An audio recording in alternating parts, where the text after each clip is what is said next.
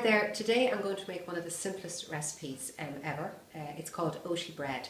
I got this recipe from a cooking group when we were all talking about healthy options.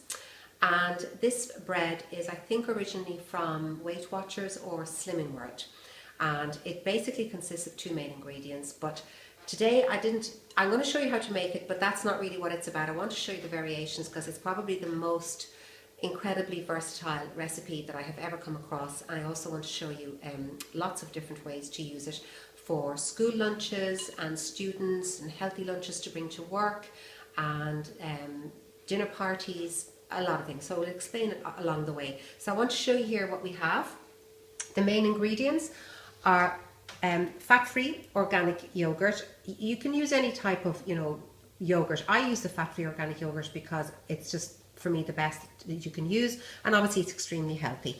The other thing that you would use is porridge. I happen to have pinhead porridge oats open, so I'm going to use those rather than open a new bag of porridge, but any type of porridge whatsoever will do. 2 teaspoons of bread soda, and I added salt to the recipe myself because I just think that when you use bread soda you need to use salt. So I'm going to show you basically about weighing out the products and putting them in, and we just weigh it for the first time and then show you a little trick. So it's 500 grams of the fat-free organic natural yogurt. Pop it in there. Now what I wanted to show you was this. You can weigh out your 300 grams of your porridge. The only difference this pinhead porridge makes is that ordinary porridge is probably a little bit more rustic. This porridge, the pinhead porridge, tends to make it a bit more light and sort of airy. It's a slightly different texture. So I weigh out 300 grams here, but I'm just going to show you what 300 grams looks like first of all, and then what I'm going to do is show you that you don't actually need to use your weighing scales, because back to our container, and we can put in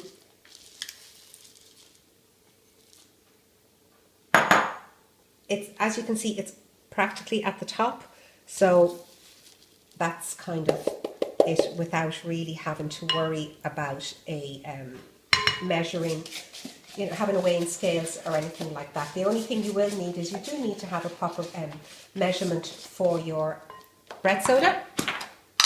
You do need to have a proper, so it's 2 teaspoons, so your 5 ml measure. When you're doing your measurements of using any of these measurement spoons, always make sure that it's level. Unless the recipe calls for a heaped teaspoon, it is always level. That's a proper teaspoon measure. So again, it's a proper teaspoon measure. That's the measure there. And then the next thing that we do is literally pinch of salt in, so into the hand, and there we go. And you mix it around, and really that is your recipe. Okay, so standard wise, what you would do with this, there we go, the end, ready to go. So that is it, ready to go. Okay, so standard wise, what you do, and what's wonderful about this recipe is that you can get one of these silicone fillers, pop it into a 2-pound loaf tin. It doesn't rise very much, and you will have what looks like 2-pound brown bread, and it's no flour, no sugar, natural yogurt and oats, extremely healthy. The other option you can do is that you can use 2 1-pound loaf tins, and you can make one perhaps savoury and then one sweet, or you can pop one into the freezer. But what I wanted to talk to you about today was that with school lunches coming up, and this nightmare of having to think of something for children, I have decided that what is a good idea would be to pop them into a muffin tin. So the mixture, using an ice cream scoop so that we get it even, can go into muffin tins so that you get 12 individual muffins of the Oat Bread. And they will just be different flavours, whatever you decide to do. You can have them plain, you can have them with your varieties. I'm going to show you now all the different varieties that you can have. This, I could not resist buying these, and I'll tell you what I thought would just be absolutely fantastic is that if you're having people for dinner and you're making soup, or you're making salmon, or you've got some type of a starter, and you don't want people to have a big amount of food. Popping this recipe into these little tins and making each person their own little loaf as such, I know, but I just think it's fantastic idea to do. It's just something a little different. It's something nice, something special. It doesn't take any extra effort.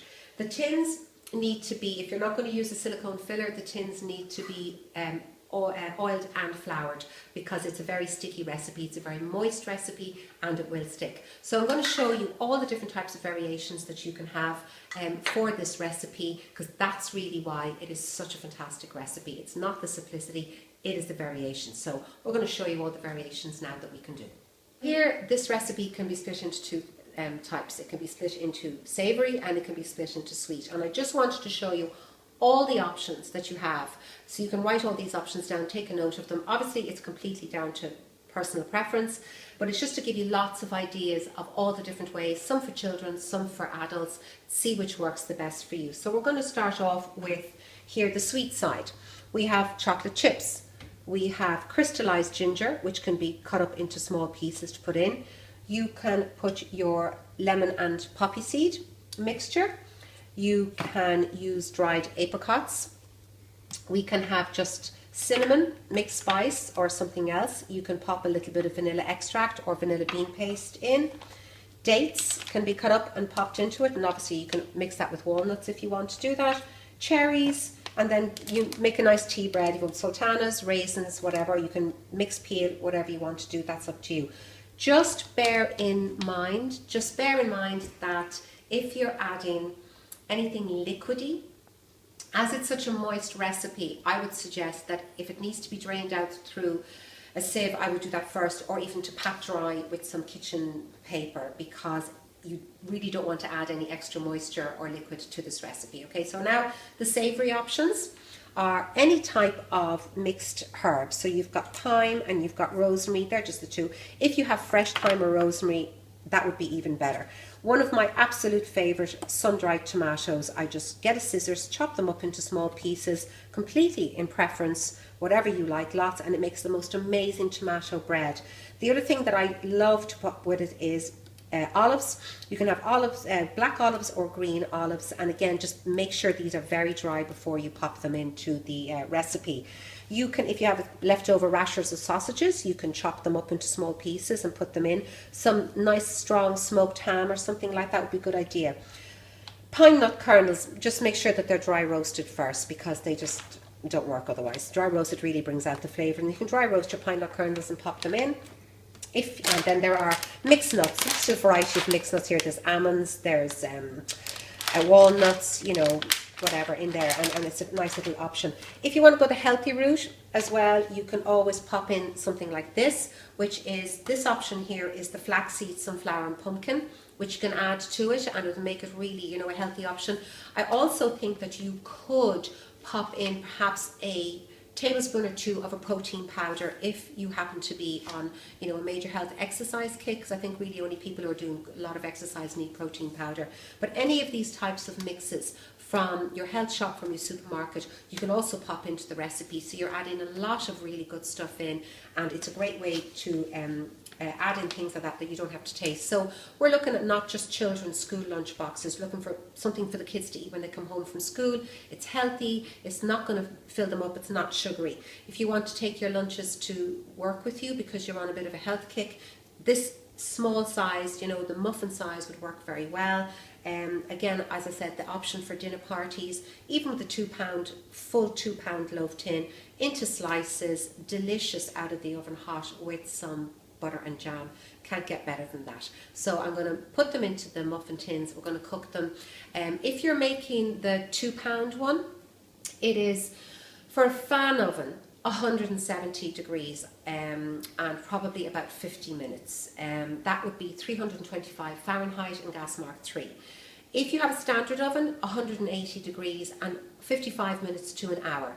The only thing I would say to you is about 10 minutes before it is ready to come out of the oven, do check and see. It burns quite quickly on the top, so you might need to throw on a strip of tin foil or baking parchment just to prevent it from burning any further, okay? The muffins are obviously going to take a lot less time, so probably I would think that I will have to check on them, because that's what you do with anything that's smaller, but I would think the muffins are only going to take about 25 minutes to half an hour, again on 170, and they'll be done then, okay?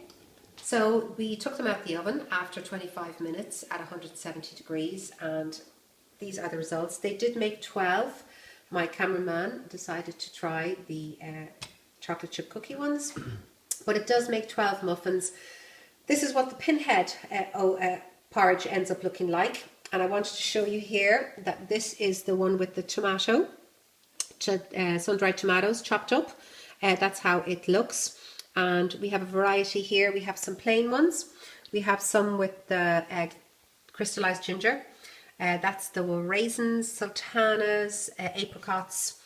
Yeah, so that's, you get the idea of them there. So that's how they turned out. What I wanted to say to you was that a couple of important things.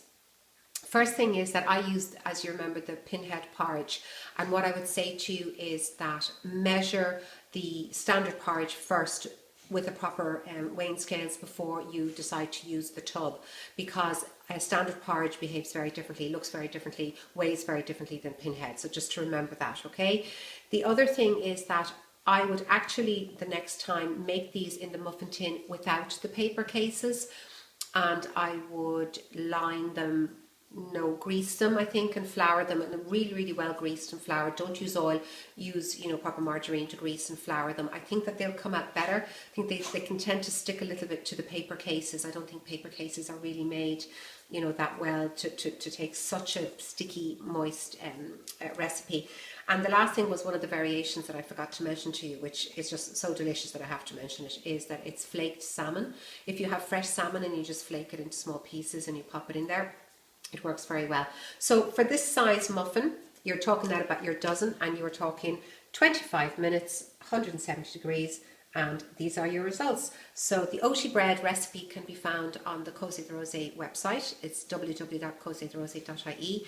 There's a recipes page, and if you search Oat Bread, you will get this recipe listed out for you. Okay, thanks very much for watching. Bye.